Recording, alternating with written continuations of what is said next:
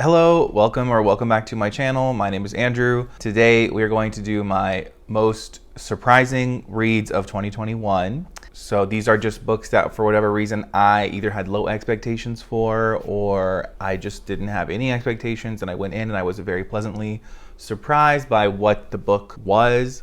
These are not books that came out in 2021. They are just the books that I read this year. So let's get started. It's a pretty simple concept. So we're going to start with the books that I don't have a physical copy of. So the first one would be It Ends With Us by Colleen Hoover, which is an adult contemporary romance and talks a lot about domestic abuse in a way that I appreciated. I feel like it was a very realistic approach. I don't know. I'm not really sure. I gave this 5 stars when I finished it, and I have seen so many negative reviews for it, and I feel like it's a very sensitive topic, so I don't know how to explain it. All I know is that I enjoyed the book. Enjoyed is a weird word. I just thought that it was a powerful book, and it was doing things. I certainly hadn't read anything else like it this year. And, I don't want to say that I know a lot of people that did not like the book, that gave it like 1 star. They were angry. They were upset by this book. That was not my experience. I read this book and thought there were definitely some things that were like cheesy and corny, but the core of the message and the story and the way the abuser is depicted is so realistic. And I think it's a very triggering book. Like, I have been very lucky that I have not been a victim of this, but I can just see how I feel like it would be not easy. I just feel like the book shows how absolutely anybody can become a victim of domestic abuse, and the rationalizations that people have for the behavior. I think that I just think the book was good, and I was surprised because I don't really read a lot of adult contemporary romance. I mostly read like YA fantasy for the most part, and like mystery stuff, I guess. I don't really know. I need to branch out on my genres, but and I was like thinking I'm kind of this person that doesn't like romance, but when I like think about the books that I enjoy, a lot of them have some sort of romance element to them. So I'm having to rethink that. So there we go. It Ends With Us. Next, we have Verity by Colleen Hoover as well. And this I enjoyed and gave 5 stars for a totally different reason. And again, I've seen a lot of hate for this book ever since I completed it. And I get it. I don't get it because I really enjoyed both these books. But Colleen Hoover seems to be a pretty polarizing author. I feel like there's just there's a lot of preconceived notions maybe that I had going into Colleen Hoover, or maybe this I know it's not like I was like writing her off. I obviously read her books. Like, I was interested enough to do that, but I just didn't think that they were going to be as enjoyable as they were. And enjoyable maybe is the wrong word, but these two, I feel like several people have said these 2 books are some of her strongest. So I kind of started with her strongest work. So do I want to read more by Colleen Hoover? I still think I do, because I think that, these are both 5-star books. So of course I want to read more 5-star books. Like, that's what I want. I thought that these books were going to be chick lit, I guess. Verity I knew was a thriller, and I think it was a really well done thriller, but at the same time, people who read a lot of thrillers seem unimpressed. So maybe as I continue to read thrillers, I will find it less exciting, but that book was a ride, an absolute ride. It had several storytelling techniques that I really appreciate. So if you don't know what this is about, this girl, I can't remember the girl's name, but she gets like called by her publisher to complete a story or a book series that's written by Verity. I want to say Verity Crawford, but I feel like that's somebody else. I feel like I hear this word Verity all the time, and I don't know what it means, but I feel like we hear it all the time. There's something called Codename Verity, and then I was reading some other book and they said the word Verity, and I'm just like, what does Verity even mean for us to be used so much?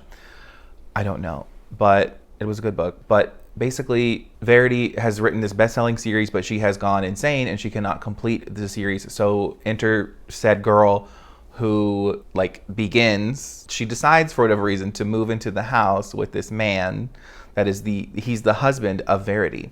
He's like, why don't you just stay here so that you can do this research into the book. And then she's like, yeah, sure, sounds great. So she goes and she stays at this man's house with his wife while she's there, and she is like not in her right mind. So that's what the whole book is about. The ending of the book had me very what the fuck. So I need more what the fuck kind of books. It was pretty great. So that's those two. Next up, I don't really have a physical copy of these first four we're going to discuss here because they're all thrillers or romances, and I don't really think those are books I personally will reread. So I don't plan, because once you know the twist of a thriller, like I don't, if you are someone who reads thrillers and you reread them, I would love to understand, like, do you try to forget the twist before you read it again? I don't know. So, but the next one we're going to talk about is The Silent Patient by Alex Michaelides, whatever.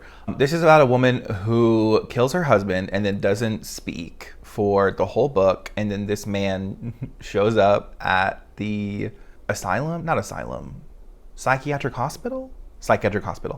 And he's just trying to get her to speak the entire book. And they really can't say much more than that because spoilers. But I don't read that many thrillers, so I was surprised. I don't think I gave this 5 stars though. I think I gave this 4 stars. But this was a very polarizing book. The reviews I was seeing were very like, some people had it on like their favorites of the year. Some people thought it was like awful. So when I picked it up, I didn't know where I was gonna fall, and I loved it. Okay, and the last one I don't own is The One by John Mars, which maybe I would get a physical copy of this just to pass it on to people, because this book was so good. It was so good. And you have, I think, five different perspectives, and every chapter is told from a different perspective. But all of them have such interesting storylines, and just every chapter ends on a cliffhanger. But I don't know. It's just so good. It's about this. It sounds like a romance, which it's funny because I think Christina Lauren had a book come out this year that has a similar premise, but clearly executed in very different ways, because this is a book where people have, I'm talking about The Soulmate Equation by Christina Lauren, which I have never read a Christina Lauren, so I don't know why they're relevant. They're not relevant. But The One by John Mars, which was one of my most surprising books this year, is about this company, this system that will match you with your biological DNA match. Like this person that is made for you biologically. They figured out a way to do it.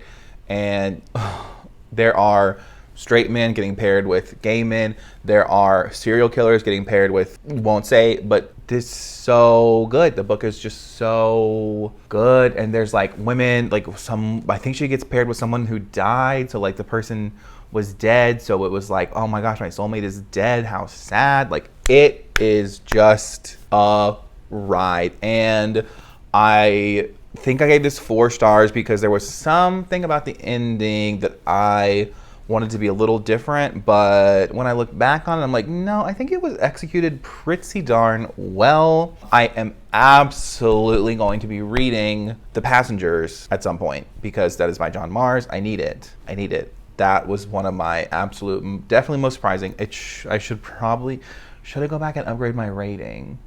Maybe, see this one, I think because there's so many characters, maybe I would reread this one, but in like The Silent Patient, you just have one perspective the whole time, and he's like I just cannot picture that story hitting the same way on a reread. Like it just wouldn't, which just sucks. That sucks. But as far as The Silent Patient, now The One has so many plot twists that I would probably forget what some of them were. I remember a major one, and I remember like some of the characters' plot twists that happen, but there's just so many. I could see value in rereading that book. So maybe I will get a physical copy for myself because, yeah, we'll see. Okay, now for the books that I physically have a copy of. We're gonna start with just the order I have. They're not in order. None of this is in order. Some of these are 4s, some of these are 5s. Like they're just not in order. So don't think that they are. So let's just go on. Okay, then we have Cinder by Marissa Meyer. Now this is like, I feel like I have gone on to read the second and third book in this series, and I was like ready to just be all up about Cinder and the Lunar Chronicles, and like I was just so excited. I was so excited, okay? I was really ready to just read all 4 of these books and be like, believe the hype with this one, like these are so good. We're not here to talk about the following books. We're just going to talk about book 1, which most people say is the weakest in the Lunar Chronicles series, and I do not agree. I think this book is such fun. Like, this book is just so much fun, and it took me forever. I think I picked this book up like 15 different times, and I tried to read it, and I just could not get attached or interested enough into the world. And then I realized who I am and was like, let's get an audiobook. And then I did, and then, oh man, I was so into it. Like, this has such a fun storyline. I think this book is so good, and I gave this like 4.25. I thought it was phenomenal. And don't feel that way about the following books in the series. I'm probably not going to continue the series. If you want to know, I've read Scarlet and Cress. I have read Cress, which I know many people say is the best in the series, and no, I don't agree. So, but this was such a good retelling, and I might finish a series. I don't know. If you don't know what this is about Cinder. She's a cyborg. She's like part human, part robot. And then there's also like people on the moon in this series, which I didn't even realize when I read this. Like, I kind of went into this, I didn't even read the synopsis, which is always a good choice. But there's like moon people, there's like this evil queen, like it's kind of tropey, but in a way that's just so fun. And I just really enjoyed this book. Just this book. So there you have it. Next up, we have Strange the Dreamer. So this book, how do I explain this book? If you've read it, you probably know. So before I started this book, all I knew is that people say that Laini Taylor has some of the most beautiful writing that there is. Agree. And that you can't discuss the plot because something happens like later on in the book I don't know what they mean when they say that. This is a book about Laszlo Strange, who grows up in a library and he's obsessed with books. So like I bonded instantly with the character. Like, who wouldn't? Sadly, I don't actually know exactly how to explain this book other than I just loved it. I really don't know how to explain it. I really don't. And that's not because there's no plot. It's just because like the writing is easily the strongest part of this book, and it's just so whimsical and magical and otherworldly and ethereal, and I just feel like this is what this, I don't know, man. Laini Taylor, she knows how to write some beautiful fucking sentences. Some of my absolute favorite quotes that I've read of any book this year are in here, like the one about laughter and the one about like, oh, I don't want to take away any of these quotes for you. You should experience them yourself. Like, I don't have words to describe this book because it's just, I know people don't like it. I know that people don't like it. I know. I'm not one of those people. I love this book. And I think Laszlo Strange is I know I will reread this book. I know I will reread it, mostly because I didn't fully comprehend everything that happened. And so I need to reread it. But I still gave it 5 stars, even without fully comprehending it. So it's gonna be, I feel so dumb explaining this, but like, it's just, I wasn't expecting to love it at the level that I loved it. And I don't know what else to say. I loved it so much. I loved just like the themes that were being discussed here, and like I can't even describe it. It was just, this is an example of when I am gonna gush and I just don't know how to explain it, because I don't understand why you couldn't love this book. Like, if you like books, it's not about, I don't know. I just don't understand why I love it. I just know I love it. Such a good booktuber. Okay, next we have The Raven Boys. Is one of my most surprising reads of the year, because I did not think that honestly didn't think I would. I didn't know if I would like it or not. Wasn't sure. I did like it. I did like it. It was a 4-star read. I really like the, what's the word? I like the writing. I like the characters. I really like Adam, and everybody hates Adam, but I actually kind of relate to Adam. Not a lot. Like, don't get me wrong, my life is not that sad, but like Adam Parrish, that's his name. I remember these characters' names. And so I listened to the first 2 of these on audio, and I think I want to reread them physically because I feel like I'm not getting the full. I don't really like the way that Will Patton narrates Persephone. Like, it's kind of ridiculous. And I feel like somehow her writing, I know many people say this, but I feel like her writing, it just doesn't translate as well on audio. Unlike Lady Taylor translates very well to audio, if you ask me. I would highly recommend the audiobook for this book. It's narrated by possibly my favorite audiobook narrator, possibly. So, highly recommend that. But we're talking about the Raven Boys. So, I like Blue. I like Gansey. I actually really like Gansey. Actually, Gansey and Laszlo Strange are kind of similar in the way that they're both obsessed with something. And I guess anytime you have a character who's obsessed with finding answers or something like that, I don't know, it just does it for me, I guess. So, because I'm a very obsessive personality type of person. And what else even happens in this book? I love like the supernatural element into this, and I love paranormal stuff. So I really want to give this series a shot, and I want to read it all physically because I really liked this book. And then the second book I also liked, but I don't think as much as the first book, and I'm just worried that it's going to continue to go down, and I don't want it to go down, and I feel like maybe it's because of the audiobooks. But the first book, what else happens? The ley lines. I really like the ley line element to the storytelling, and I'm very intrigued, and I do want to finish this series when I think about it. And these characters each of the characters I think are interesting. I don't know what else to say about this. It was surprising. I didn't expect to like it as much as I liked it. I really liked it. So I want to finish the series. We'll see if that happens. Okay, next up we have Nevermoor, The Trials of Morgan Crow, which is about Morgan Crow. And she is cursed to die on her 11th, pretty sure it was her 11th birthday. And that doesn't happen because she gets whisked away to this magical place called Nevermoor. And it starts off with her being very neglected and abused by her family. And then she gets whisked away by this Jupiter North character. And it just becomes this very whimsical, magical adventure. And she's taken away to this place, and there's like this hotel that's like, the hotel has like all these little magical things happening inside of it, and it's like its own character. In her room like changes with like her mood, I think, kind of. And just all the characters have like a knack, and their knack is like they're competing. What were they competing for? She has to compete in these trials in order to join the Wondrous Society. And yeah, wondrous. She has to, yep. I have read all 3 books that are out, and I am anticipating book 4 very much, and I will possibly reread all 3 of these before the 4th book comes out because I enjoy them so much, and I just think they're so adventurous and whimsical, and I really like them. There you go.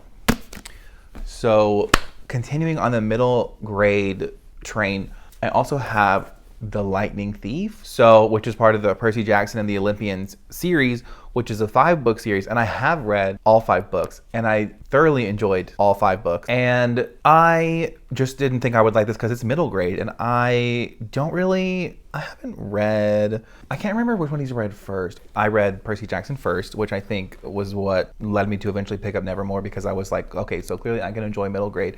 So this whole series, amazing. I think that Rick Riordan is so good at first person, and he's so good at just like the balancing of like it's our world but with magical elements, which is my favorite types of books, are books with our world but magic. And like just these little hints and nods at like, could this be real, or like something like that. And just the way it talks about like implementing Greek mythology into real world modern day stuff, like it's just so much fun. It's just so much fun. And it was easily one of like the best. This whole series was one of my favorite. It was one of the highlights of my reading year for sure. And I really just thought like, oh, it's middle grade, I won't like it. I only like young adult and adult, and that's incorrect. So thank you, Uncle Rick, as they say, for proving me wrong. This is such a good book. Such a good book. It's Percy Jackson. Like, it's so iconic. I don't know what else to say. I'm sure you've heard of it. Hopefully the Disney Plus adaptation is gonna be good. I don't know if I've ever seen the movie that was made. I'm kind of curious to watch it. I've seen it like on YouTube, like people talking about like all the problems with it, but I've never seen like the actual movie. So maybe I'll do that. Maybe around the time before the show comes out. I don't know. It just doesn't matter.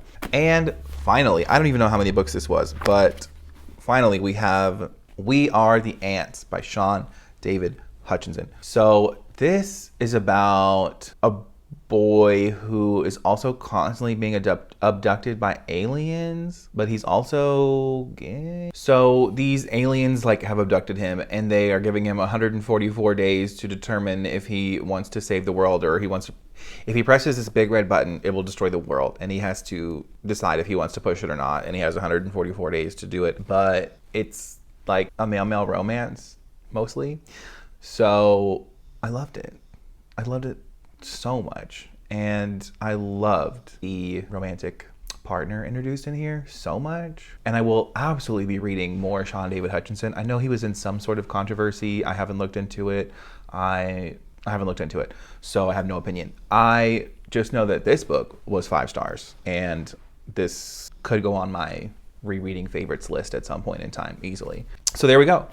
So just to be clear, these are not my favorite books of the year. Some of them will also be in my favorite books of the year. That could be a fun game. You could guess based off what I said which ones might show up on my favorites of the year list and let me know. That could be interesting. But these are not all going to be in that video. So, but these were just the books that surprised me that I either had no expectations for or just thought I wouldn't like. So let me know what your most surprising read of the year was. I would love to know. And anything else you want to let me know, feel free to just let it out in the comments. I will leave my Instagram, Goodreads, and Twitter all in the description as well. That is all. Have a great day. Bye.